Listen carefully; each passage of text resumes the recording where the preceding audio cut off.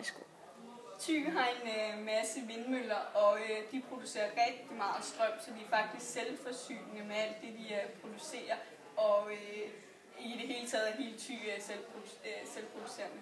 Og de har, der folkecenter vi var, der har de en masse elcykler, som I har været ude og cykle på. Og de kører på strøm, et batteri. Og kører helt op til 25 km i timen, og man måtte ikke køre mere end det, fordi det er ulovligt, har loven valgt at sige, det er.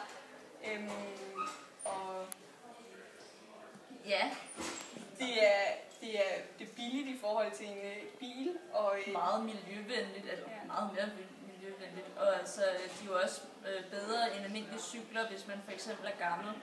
Fordi altså får man lidt af ekstra skub, og også hvis man har noget, astmaproblemer eller en eller anden psykisk lidelse, eller fysisk lidelse, som gør, at man ikke er i så god form, så er de jo rigtig gode til at få et ekstra skub.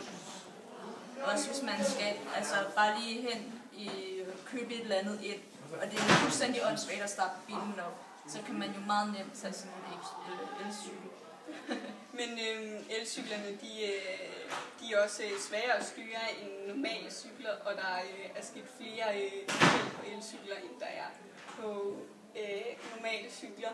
Og de vejer jo også mere, og de er svære at styre, når man tager ned, for man er meget fart på i forhold til en normal cykel, som man selv styrer farten.